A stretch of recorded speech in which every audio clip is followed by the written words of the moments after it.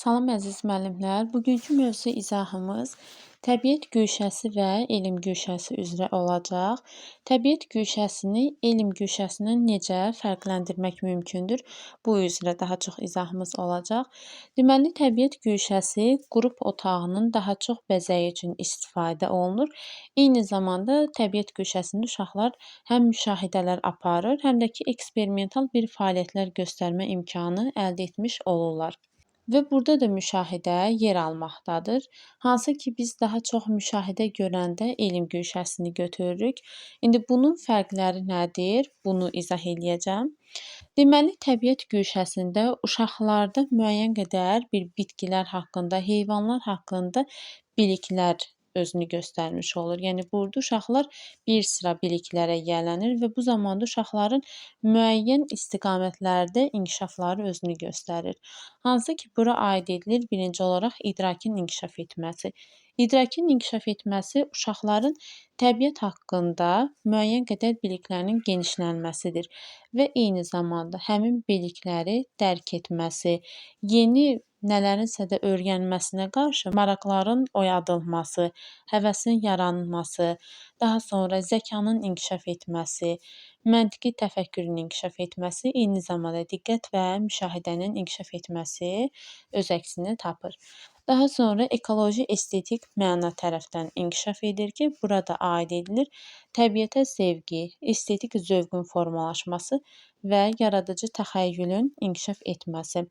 Tərbiyəvi əhəmiyyət cəhətdən inkişaf etməsi isə təbiətə mənəvi münasibət, yəni təbiətə qarşı, bitkilərə, heyvanlara qarşı qayğıkeş münasibət, canlılara qayğı, əməyə hörmət, vətənpərvərlik hissi və təbiətə məhəbbət. Eyni zamanda da müsbət emosional keyfiyyət kimi bacarıqlar, biliklər də formalaşır. Praktik əhəmiyyəti isə bu baxımdandır ki, uşaqlar artıq burada təbiət güşəsinin sakinləri üçün qulluq üzrə əmək vərdişləri, əməksevərlik və tapşırılan işə görə məsuliyyət və təşəbbüskarlıq kimi keyfiyyətlərin əldə edilməsi özünü göstərmiş olur. Yəni təbiət güşəsinin sakinləri deyildikdə burada müəyyən bir heyvanlar, bitkilərdən söhbət gedir ki, burada uşaqlar artıq praktik cəhətdən həmin bitkilərə, heyvanlara qulluq edir və bu üzrə əmək vərdişləri uşaqda formalaşır. Eyni zamanda əməksevərlik, məsuliyyətlik, təşəbbüskarlıq kimi keyfiyyətlər də uşaqlara aşılanmış olur. Daha sonra isə sağlamlığın əhəmiyyəti. Burada bitkilər otağın mikroiqlimini bərpa edir, havanı nəmləndirir, oksigen ilə təmizləyir və zənginləşdirir. Müalicəvi bitkilər isə müalicəvi məqsədlər üçün istifadə olunur. Yəni qrup otağında yer alan bitkilərin sağlamlığın əhəmiyyəti barəsində uşaqlara danışılır. Artıq uşaqlar bu bitkiləri nəinki müşahidə edib onun forma, rəngini bilirlər, eyni zamanda həm də uşaqlar öyrənir ki, həmin bitkilər bizim sağlamlığımız üçün xeyirlidir, vacibdir. Və burada artıq uşaqlara öyrədilir ki, qrup otağının nəmlənməsidir, yəni havanın nəmləndirilməsidir, oksigen ilə tənzimlənməsidir. Bunların hər biri bu bitkilərin vasitəsilə həyata keçirilir. Eyni zamanda da müəyyən bir bitkilər olur ki, o müalicəvi bitkilər siyahısına aid edilir. Yəni bunlar haqqında uşaqlara yaş qrupları üzrə nisbətən artıq məlumatlar ötürülmüş olur. Daha sonra isə yaş qrupları üzrə nəzər yetirsək, orta yaş qrupunda böyük çiçəkli bitkilər yerləşdirilir. Tərbiyəçi müəllim uşaqları otaq bitkiləri ilə tanış edir və onlara qayğı göstərmək üçün qaydaları başa salır. Bu yaş qrupunda isə artıq uşaqlar 2-3 bitkinin adını bilməlidir. Böyük yaş qrupunda isə artıq burada güşə müxtəlif forma və yarpaqların böyüklüyünə malik bitkilərlə doldurulur. Artıq burada say artırılır, 5-6 bitki növü yerləşdirilmiş olur. Uşaqlar təxminən 4-5 dənə bitkinin adını bilməlidir. Tərbiyəçi müəllim də ki, öz növbəsində yenə bitkilərin necə suvarılacağını uşaqlara göstərir. Yəni necə qulluq etmək lazımdır, bu barədə artıq bilikləri genişləndirmiş olur. Daha sonra məktəbə hazırlıq qrupunda bitkilərin böyüməsi, inkişafının müşahidəsi işin əsas məzmunu olur. Yəni böyük qrupuna kimi uşaqlara bitkilər haqqında məlumatlar verilir. Eyni zamanda da bitkilərə qulluq etmə bacarıqları aşılanırsa, artıq məktəbə hazırlıq qrupunda bitkilərin böyüməsi və inkişafının müşahidəsi göstərilir. Yəni uşaqlara bu müşahidə etdirilir ki, bu bitkilər necə böyüyür, necə inkişaf edir deyə. Daha sonra hava təqvimimiz var ki, hava təqvimi də məhz təbiət güşəsində yer almaqdadır.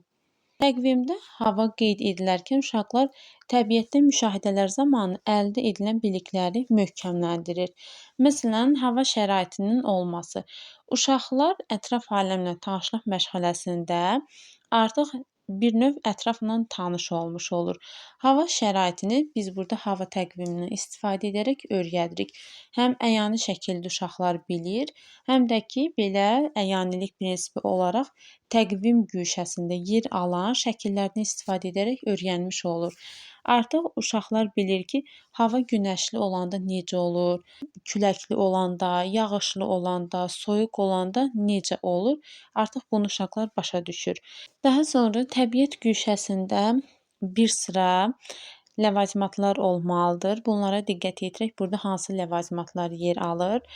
Təbii tərəvəzlər, meyvələr və yaxud da ki, onların mulyajlarından istifadə etmək mümkündür. Heyvan, quş, həşərat və digər canlıların şəkil dəstləri və təsvir olunduğu illüstrasiyalarla kitabçalar yer almaqdadır. Daha sonra ilin fəsillərini əks etdirən albomlar da burada yer almalıdır. Təbiət haqqında uşaq rəsmləri, təbiət materiallarından hazırlanmış əl işləri, əmək alətləri və s. burada istifadə olunur. Daha sonra böyük qrup uşaqların iştirakı ilə təbiət güşəsində növbətçilik bacarıqları da artıq özünü göstərmiş olur. Yəni böyük qrupundan etibarən artıq uşaqlar təbiət güşəsində növbətçilik cədvəlinə əsasən orada növbətçilik edirlər. Tərbiyəçi müəllimlərin müxtəlif qayğı üsullarını tələb edən bitkiləri seçmək, yerləşdirmək, əmək fəaliyyəti üçün lazımi avadanlıqları təbiətin bir küncündə hazırlamaq lazımdır. Önlüklər, suvarma alətləri, təcrübə üçün çubuqlar və pulverizatorlar, bunlar burada da yer almaqdadır. Deməli, əsas təbiət güşəsində biz belə bir nəticəyə gəlirik ki, burada daha çox bitkilərə, heyvanlara qulluq özünü göstərir. Bitkilərin müşahidə edilməsi isə məktəb hazırlıq qrupunda olur ki, indi bunu elm güşəsində olan müşahidənin əsas fərqini qeyd edəcəm. Deməli, təbiət güşəsində uşaqlarda eyni zamanda müşahidə, qayğı, sonra hiss etmədir, təbiəti sevmək, onları qorumaq, yəni bu kimi bacarıqlar uşaqlara öyrədilmiş olur. İndi isə nəzər yetirək elm güşəsinə. Deməli, elm güşəsi təbiət güşəsi ilə birləşdirilə bilən elm güşəsi. İdrak və tədqiqat fəaliyyət mərkəzləri daim populyardır. Bu güşənin vəzifəsi uşaqların idrak tədqiqat fəaliyyətinin inkişaf etdirilməsi və ətraf aləm haqqında təsəvvürlərin zənginləşdirilməsidir ki, bu da son nəticədə uşağın uğurlu intellektual və şəxsi inkişafını təmin etməlidir. Deməli, bu mərkəzdə hansı vasitələr olmalıdır? Obyekt və hadisələrin fiziki keyfiyyətləri haqqında təsəvvürlərin inkişafı, barmaqların toxunma həssaslığının inkişafı, elementar riyazi təsəvvürlərin formalaşdırılması, əşyaların forması, ölçüsü, həcmi, miqdarı, vaxtı, səbəbi, nəticəsi haqqında təsəvvürlərin formalaşdırılması, müxtəlif rənglər, dad, qoxuların qavrayışının inkişafı, danışma və digər ünsiyyət bacarıqlarının inkişafı, düşünmək, müqayisə etmək, suallar vermək, öz nəticələrini çıxarma bacarığı. Yəni uşaqlar nə isə də burada görürlər, müşahidə edirlər. Onları bu zaman müqayisə edir. Onlar haqqında suallar verir, onları daha çox başa düşmək üçün və öz nəticələrini artıq burada tam çıxarmaq bacarıqları da uşaqlarda inkişaf etmiş olur. Daha sonra uşaqların emosional təcrübələrinin zənginləşdirilməsi və uşaqların sosial prosesin inkişafında qarşılıqlı təsirlərinin təmin edilməsi. Yəni artıq burada uşaqlar bu təcrübələri həyata keçirərkən emosional olaraq hissləri də bir növ zənginləşmiş olur. Yəni eyni zamanda elm güşəsi uşaqların emosional inkişafına da öz təsirini göstərir. Daha sonra elm güşəsində olan bütün materiallar təhlükəsizlik tələblərinə cavab verir. Uşaqlar üçün açıq və hər şey estetik şəkildə tərtib olunur. Yəni bizim ilk başda diqqət yetirməli olduğumuz məsələ uşaqların təhlükəsizliyini təmin etməkdən ibarətdir. Yəni biz burada məsələn hər hansısa da deyək ki, su ilə təcrübələr həyata keçiririksə də, ilk öncə olaraq onun təhlükəsizliyini nəzərə almalıyıq. Həm mühit təhlükəsiz olmalıdır, həm də ki, təhlükəsizlik haqqında uşaqlara da eyni zamanda məlumatlar verilməlidir. Laboratoriya tədqiqat fəaliyyətləri də uşaqların maraqlarını inkişaf etdirmək üçün nəzərdə tutulmuşdu. Burada əsasən elmi ideyalar, müşahidələr və maraqların inkişafı baş verir. Laboratoriyada bu növ eksperimentlər həyata keçirilir.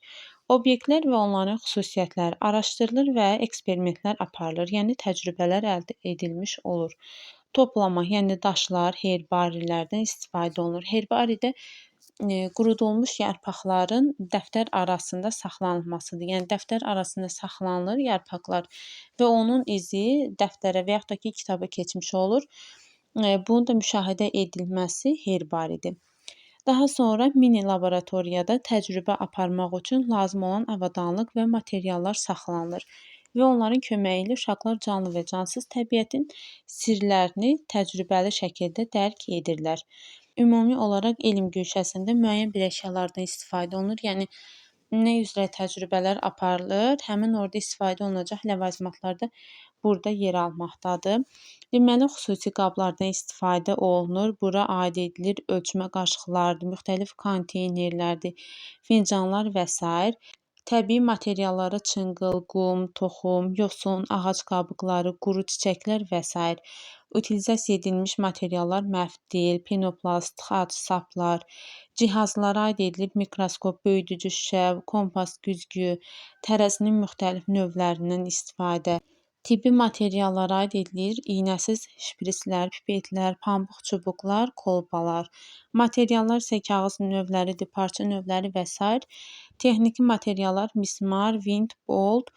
Su ilə eksperimentlər üçün isə qida və qeyri-qida boyalarıdır, duzdur, şəkərdir, un, çay, bitki yağı və buz konteynerləri, hava ilə eksperimentlər üçün boru, sabun köpükləri, hava şarları, işıq və rəngli eksperimentlər üçün müxtəlif fənərlər, güzgülər, rəngli şüşələr, yəni plastik şüşədən kəsilmiş şüşələrdən istifadə edilir. Səs ilə eksperimentlər üçün isə noxud, qarabaşaq yarması, qaşıqlar, qulaqcıqlar və s. bu kimi əşyalardan istifadə olunur və maqnitlərlə eksperimentlər üçün isə burada da yeni metal əşyalardır, müxtəlif xırda maqnitlərdən istifadə etmək mümkündür. Və gördüyümüz kimi burada bitkilərdən artıq heç bir söz getmir. Və burada rəsmdə də gördüyümüz kimi qeyd etdiyimiz əşyaların çoxusu artıq burada yer alır. Və burada gördüyünüz kimi soğan cücərməsi var. Deməli, biz dedik ki, təbiət güşəsində də müəyyən bir müşahidələr olur. Bunların əsas fərqi nədən ibarət olur? Buna əsas biz diqqət yetirək. Deməli, hər ikisində müşahidə olur. Yalnız bunun bir-birindən fərqi odur ki, təbiət güşəsində böyüyən bitki elm güşəsində isə cücərmə prosesi kimi izah olunur. Yəni burada soğanın cücərdilməsi varsa, artıq bu aid ediləcək elm güşəsinə. Təbiət güşəsindən ümumiyyətlə elm güşəsi bir-birindən çox yaxın olan bir fəaliyyət mərkəzlərimizdir. Deməli, yalnız burada deyirik ki, yaşıllıq var, yəni bitki varsa da bunu təbiətə götürək, bu artıq yanlış olar. Çünki bunun cücərmə prosesi var. Əgər sadəcə olaraq bitkinin müşahidəsi olsaydı, onu təbiət güşəsi götürə bilərdik. Amma burada cücərmə prosesinin inkişaf edilməsi varsa da, biz onu aid edirik elm güşəsinə. Daha sonra təbiət güşəsində məsələn yarpaqların quruması qeyd etdik ki, müşahidə edilən bir hadisələrdir. Hətta bunu hava təqvimində belə verə bilirik. Deməli, təbiətdə müşahidə edilən hadisə, yəni yarpağın quruma prosesi, bu aid edilir təbiət güşəsinə.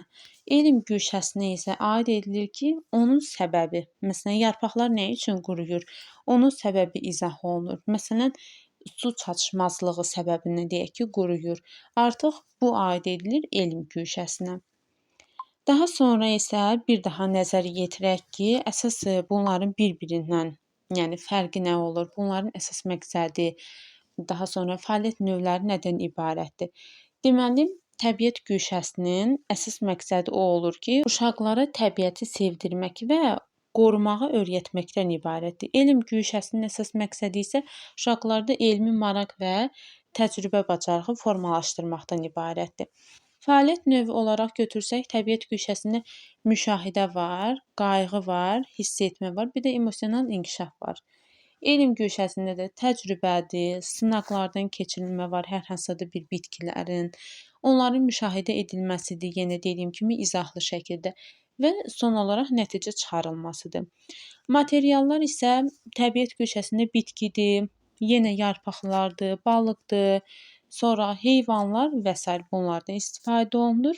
Elm güşəsində sudur, şüşədir, sonra qida boyalarıdır, kompaslardır, maqnitlər və s.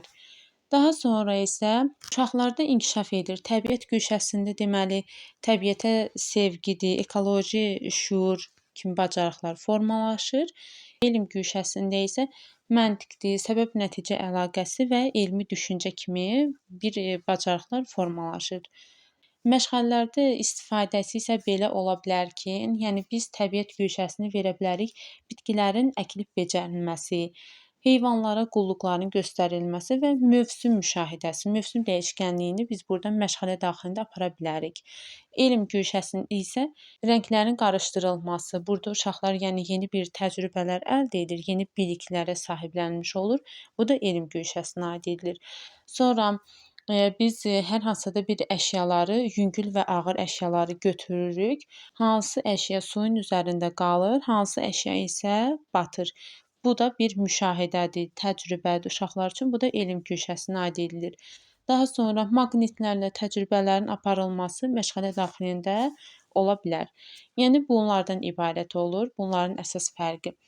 Və son olaraq onu da qeyd edim ki, hər iki güşədə, hər iki fəaliyyət mərkəzlərində uşaqların idraki və emosional inkişafı inkişaf edir. Yəni hər iki güşə uşaqların idrak və emosional inkişafında mühüm rol oynayır. Bu iki güşə bir-birini tamamlayaraq inteqrativ tədris üçün istifadə olunur. Yəni bunlar bir-birinə sıx bağlı olan bir fəaliyyət mərkəzləridir.